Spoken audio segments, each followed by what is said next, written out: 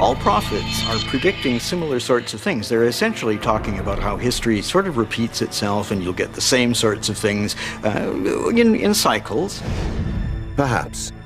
But there is one man whose prophetic and predictive talents continue to baffle even the most skeptical of critics. With only a smattering of education, he revealed secrets of the past. He predicted wars, diagnosed and cured illnesses, and saw cataclysmic changes to our planet that only scientists could have described. And he did it all in his sleep. For 43 years of his life, Edgar Cayce demonstrated a mystifying ability to put himself in a trance and give people around him detailed information about virtually anything they asked, relating to the present, the past, or the future. Edgar Cayce is probably the most profoundly important clairvoyant of all time. He was clearly the most gifted psychic of the 20th century.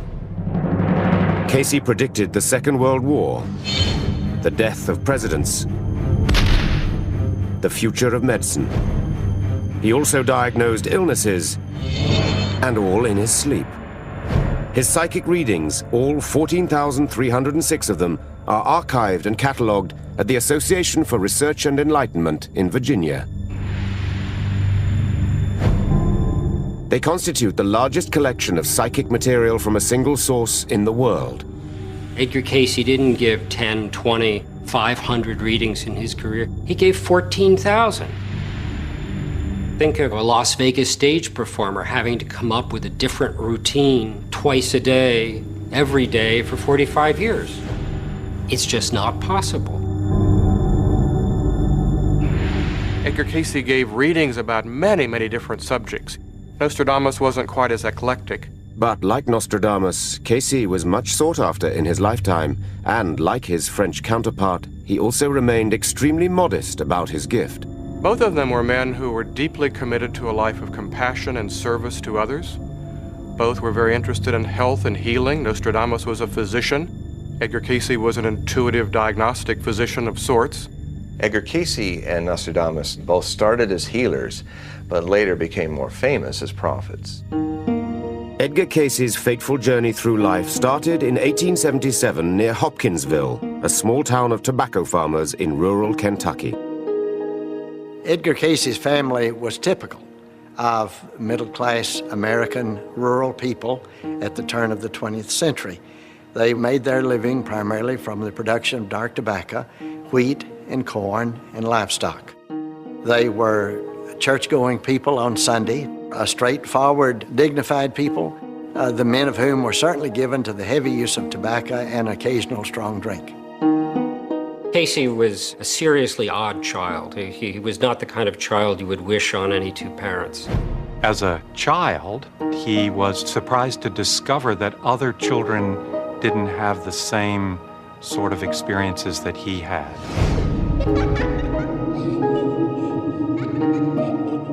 As a boy, Edgar often had visions as he sat in the woods reading his Bible. After his grandfather drowned in their pond, he reported seeing him regularly around the farm. The child was also said to have had the uncanny ability to memorize entire books by sleeping on them. Had he been born in different circumstances and not a little rural community, Edgar could very easily have been, sold as a circus act. He was completely surrounded by people who loved him, people who protected him. Edgar's most extraordinary talent, which earned him the nickname Sleeping Prophet, surfaced several years later when he was in his early 20s. While working as an insurance salesman, he developed severe chronic laryngitis. Unable to speak, Cayce took a job as a photographer. In the darkroom, he wouldn't be required to talk much. But the malady persisted, and he finally decided to seek help. At that time, Edgar had had some friendship association with Dr. Al Lane, a homeopathic physician. And Dr. Lane suggested to young Edgar, why not self-impose hypnosis? What happened next sealed Edgar Cayce's destiny. It was on the 30th of March, 1901, in a two-story brick house on West 7th Street in Hopkinsville, Kentucky.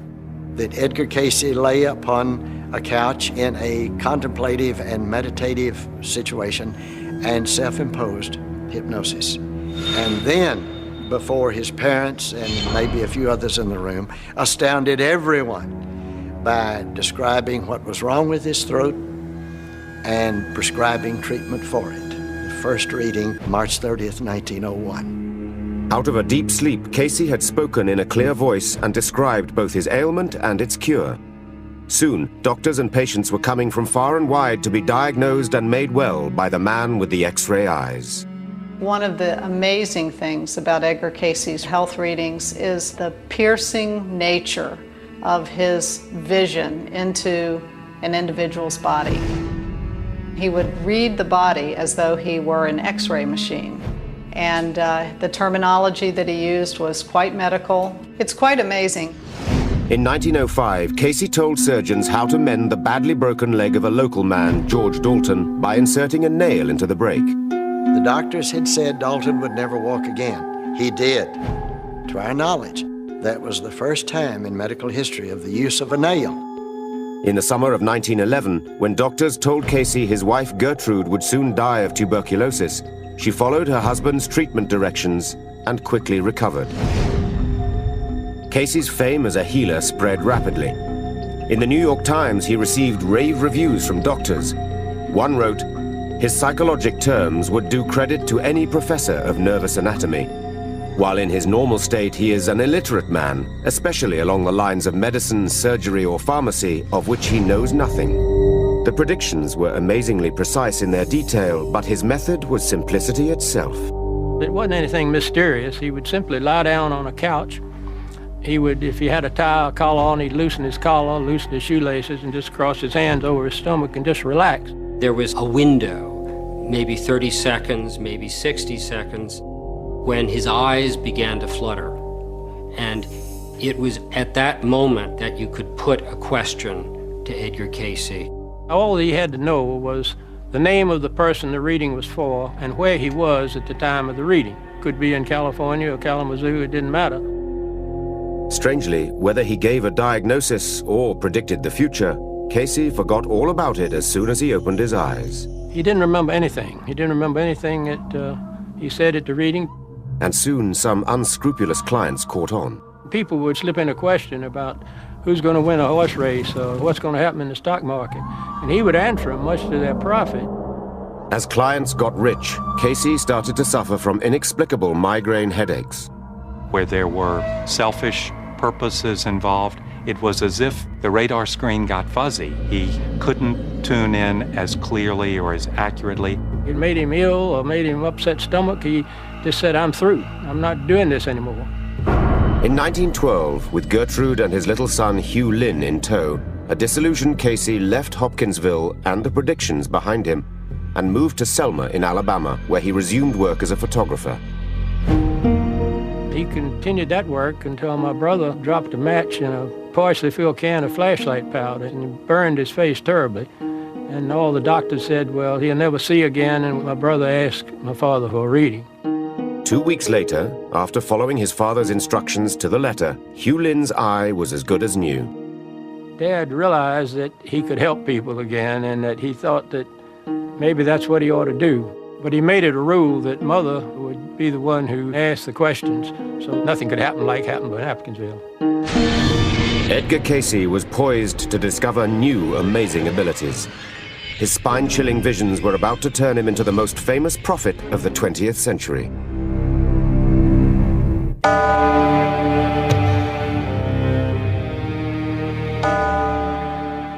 In the 1920s, Europe was still reeling from the disastrous consequences of the First World War.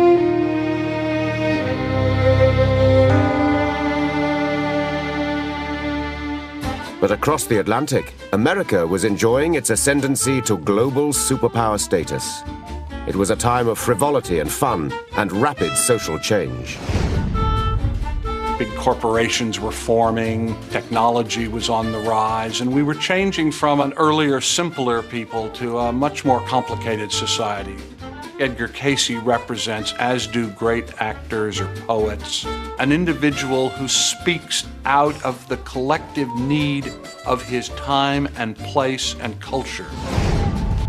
Clients consulted Cayce about everything under the sun. Oil prospectors asked him where to locate their oil wells.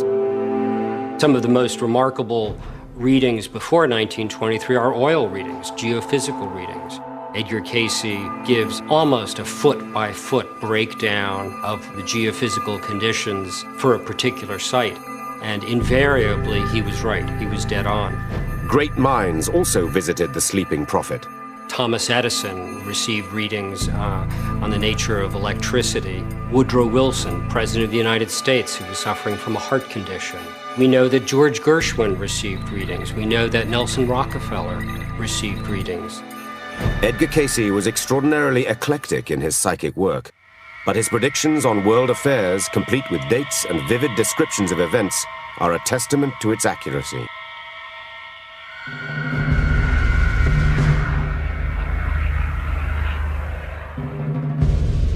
Some of the world affairs readings are absolutely scary. It was like he was reading the headlines 4 years in advance, consistently. He's under trance in 1925, asked by a client how the future of business will be, and he says, better pull your stocks out. In the adverse forces that will come then in 1929, care should be taken, lest this be taken from the entity.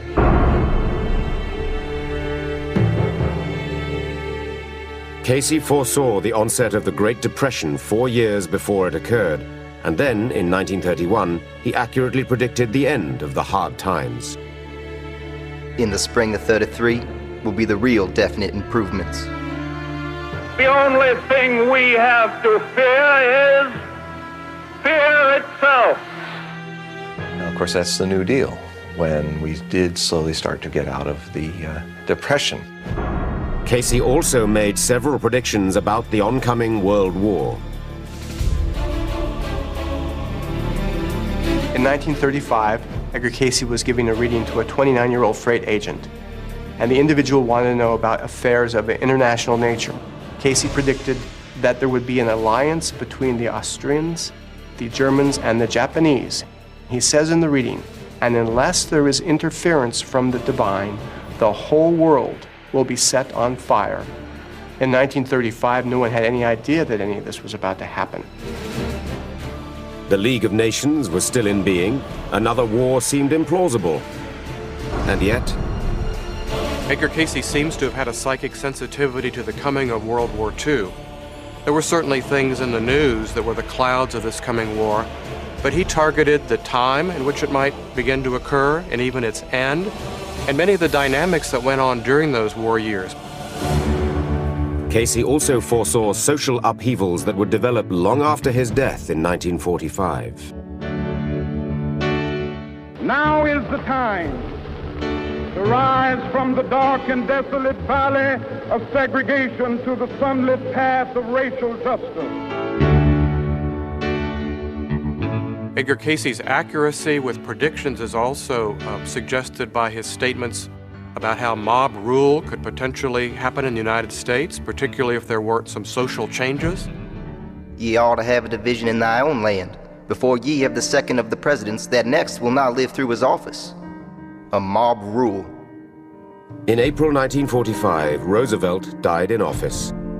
Kennedy was assassinated in November 1963, at a time when the civil rights movement was exploding. That one instance points to how important it is to see that Edgar Cayce was also a commentator on social affairs.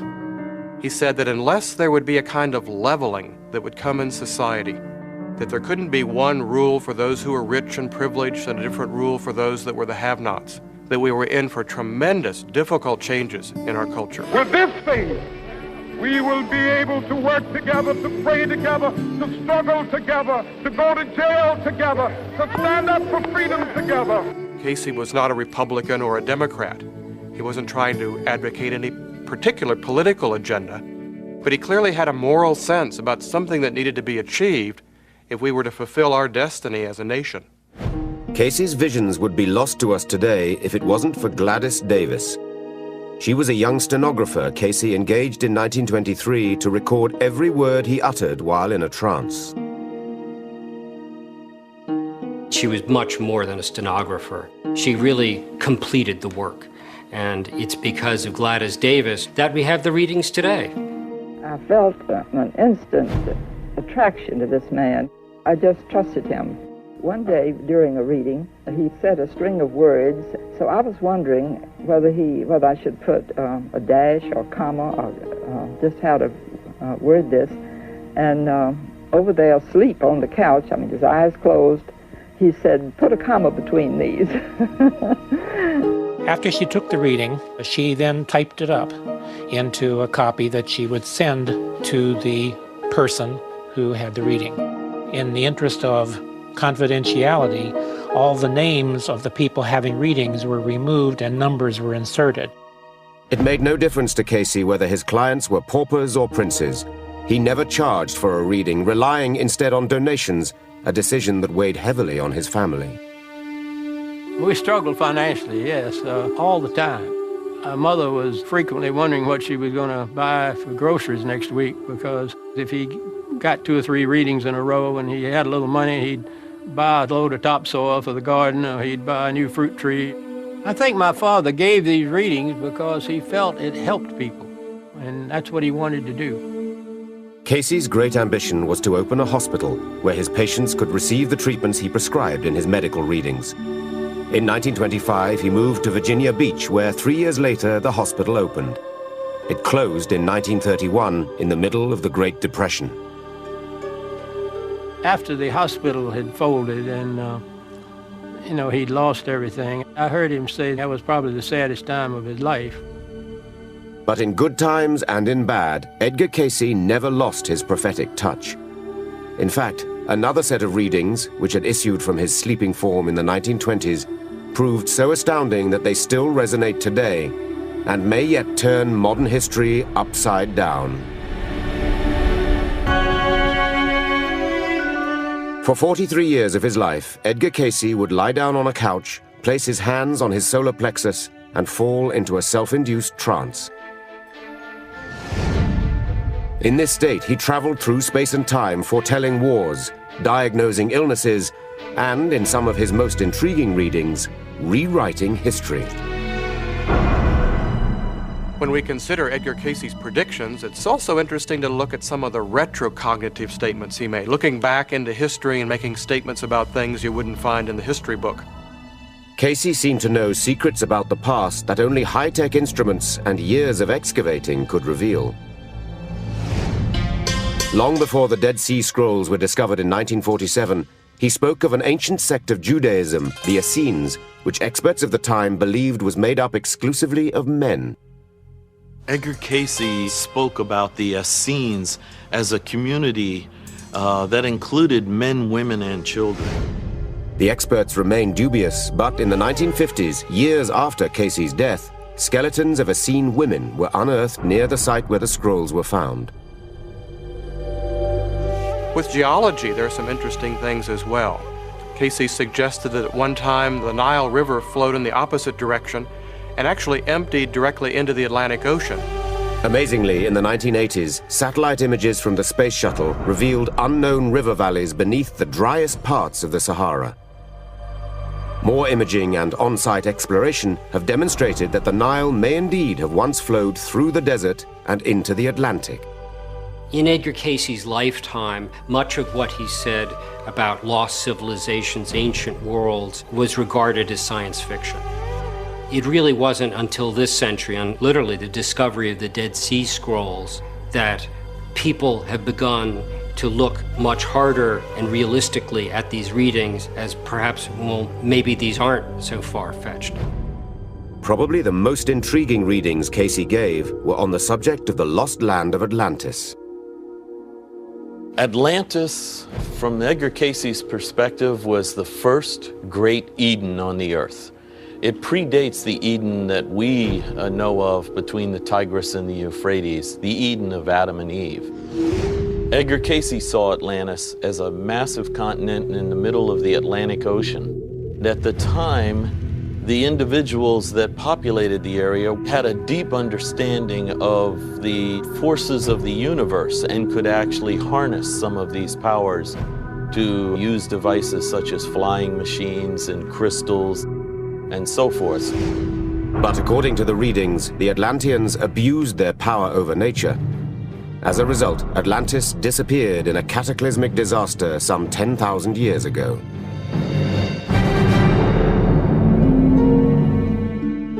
Cayce's most specific prophecy in terms of date asserted a part of Atlantis would rise again in 1968. It didn't. But that year, a strange formation known as the Bimini Road was discovered in the Bahamas. Most geologists think it's beach rock. Beach rock is rock that fractures parallel to the shore. Well, this is parallel to the shore, but the end of it curves around in a kind of a J shape, so that's unusual. No conclusive evidence has yet been amassed that proves Atlantis lies beneath the Bahamas. But according to Cayce, Bimini isn't our only link to the lost continent. Before the final destruction, he said, Atlanteans hid records of their earliest history in other locations. One was in the Yucatan Peninsula, the other was off the right front paw of the Sphinx in Egypt. In the early 1990s, Dr. Robert Schoch, a professor of geology at Boston University, conducted geological and seismic surveys on the Sphinx. I was not in the business to support Edgar Cayce or any other, I'll call him psychic or prophet. I really knew nothing about him other than his name. Schoch and his team were about to make an interesting discovery. We were able to model what was underneath the Great Sphinx. We found under and in front of the left paw of the Sphinx what I believe is a major chamber, maybe up to 25 meters below the surface. Based on its regularity, it looks like it was human carved. And not only is it definitely there, but it seems to have something in it. The way it resonated, the way it ringed, seems to indicate there's something in the chamber. Is it the Atlanteans' Hall of Records that Cayce spoke of? No one has explored the matter further, and as fascinating as they are, Cayce's Atlantis prophecies have so far not been vindicated. However, it is possible that Cayce's method and not his material will have the most far-reaching effect on our understanding of ourselves and the world we inhabit. In fact, he suggested that with practice, we could all do what he did. I do not believe there is a single individual that does not possess this same ability I have. If they would only be willing to pay the price of detachment from self-interest that it takes to develop those abilities. Cayce was even able to describe where he got the information that came to him in trance. He said it came from the subconscious mind of the individual he was reading for, and from the Akashic records, a universal source of knowledge that holds all the pasts, presents, and unfolding futures of mankind. Edgar Cayce said, ultimately, when you view it from the highest dimension, there is no time and no space. There is no future and no past. It all is occurring in one fascinating moment of expression, but time is an illusion that has purpose. Cayce's readings also suggested that we could have an impact on the future. This radical notion was shared by Nostradamus. Edgar Cayce and Nostradamus both shared the belief that the future was malleable, changeable. It's also true that if you're a prophet, you're also a propagandist. You're trying to persuade, often, the future to change. Why would Cayce want the future to be changed, and what cataclysmic prophecies did he make for the third millennium? Edgar Cayce made some extraordinary and spectacular Earth change predictions, something that would be catastrophic, probably even beyond what we could imagine. From Nostradamus to the Mayan priests, prophets, and prophetic traditions the world over warn of cataclysmic planet changes that will soon be upon us. The ancient Mayans had a sense that there would come a time, about in these times in which we're living now, that would include tremendous destruction. They speak about the day of the withered fruit and the great tempest, things that sound rather scary. The Hopi Indians speak of trees dying and dramatic changes in the weather that will bring in the day of purification. Nostradamus speaks of the dead rising from their graves, and Mother Shipton warns, "Storms shall rage and oceans roar, old worlds shall die and new be born." Cayce's predictions for the new millennium are every bit as dire as all the other prophets who preceded him. Edgar Cayce made some extraordinary and spectacular Earth change predictions. Probably the biggest one was that the rotational axis of the Earth would change. And that's something that would be catastrophic, probably even beyond what we could imagine if that took place literally. If the tilt axis of the Earth shifted slightly, the entire mass of the Earth would have to reconfigure itself. It would shift ocean basins, it would shift where valleys are, where mountains are. Some of Cayce's visions of the future are truly terrifying. He speaks of Japan going into the ocean, inundations for southeastern United States, perhaps in a very slow way, but a permanent kind of inundation. He also said the American East Coast would not be spared. Portions of the now east coast of New York, or New York City itself, will in the main disappear. This will be another generation, though. Here, while the southern portions of Carolina, Georgia, these will disappear. This will be much sooner. He also suggests that Europe would change either geologically or climatologically in the twinkling of an eye. Cayce actually foresaw these as part of the shifting of the poles. He stated that the Great Lakes would flow down through the Mississippi Valley system and from there flow right into the Gulf. Cayce, who knew nothing about plate tectonics, said signs within the Earth would warn us of this coming shift of the poles. The most dramatic predictions that Edgar Cayce made is that there would be the onset of major Earth changes that would escalate in activity from 1958 on through 1998. From that period on, these trends, they would escalate again, then we would know that the pole shift was coming. There will be the upheavals in the Arctic and in the Antarctic that will make for the eruption of volcanoes in the torrid areas, and this will begin in those periods in 58 to 98. Volcanic activity events are increasing. The torrid zone activity has increased along with general world increase by something like 500% in the last 50 years. Cayce also predicted a surge in violent storms and earthquakes in this period. In the last 10 years, hurricane activity in the Atlantic has been at its highest since records began, and an increasing number of earthquakes are being detected around the globe. In 1999, German researchers measured more than 200 earthquakes in a period of 7 months above the Arctic Circle. Are Cayce, Mother Shipton, Nostradamus, and the Mayan and Hopi Indians before them reading from the same hymn sheet? People from different cultures seem to have been able to tune into a kind of universal mind, that same level that Nostradamus and Edgar Cayce seem to have been able to tune into also. Is the world as we know it about to end? Some disaster with our skies, with our crops, with our rising oceans, they all can basically agree on that. They may emphasize one aspect more than others, but they all share the fact that we are entering a period of evolutionary crisis. So many different prophetic traditions have talked about times of destruction, times of dire cataclysm, death, devastation. More than anything, those predictions are a wake-up call for all of us as individuals, as a nation, as a world, to look at our relationship to the earth, to nature, and to our relationship with each other. As dire as his prophecies concerning the planet appear, Cayce himself believed in living in the present. He also believed, like Nostradamus and other prophets before him, that mankind plays a crucial role in how the future will unfold. In 1939, as Cayce had predicted, a Second World War broke out. And in 1941, as America became entangled in the conflict, more and more people wrote to him or went to him, asking about the fate of loved ones who were fighting abroad. Edgar, in his own readings, was reminded to give not more than 2 a day, one in the morning and one in the afternoon, because each psychic reading was emotionally draining to a system. Well, Edgar Cayce could not say no to people.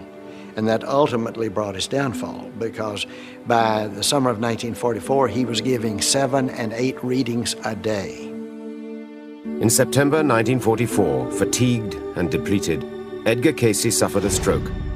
He died on the 3rd of January 1945 in Virginia Beach. He was buried in his hometown of Hopkinsville, Kentucky. Outside the cemetery, a bronze plaque stands as a testament to his work. To many people, he was more than a prophet. Relegating Edgar Cayce to the place of someone who simply predicted the future makes Edgar Cayce an event. And in my opinion, the material is so helpful, so valuable, that it's much more a source of information that help people in the here and now. He isn't any one thing. That is, you can't stick him in a box and label it mystic. You can't stick him in a box and label him psychic. You can't stick him in a box and label him prophet. At the end of the day, Edgar Cayce's readings are not about whether he was right or wrong about Egyptian or Atlantean history, or whether there even was that kind of history. I think at the end of the day, what matters is that he helps us to better understand who we are and why we're here. Today, the psychic materials of Edgar Cayce continue to provide insights into almost every subject under the sun. Whatever he did and however he did it, Cayce, like all the great seers before him, left us a vision of what our future could be. Whether or not that future will unfold remains to be seen.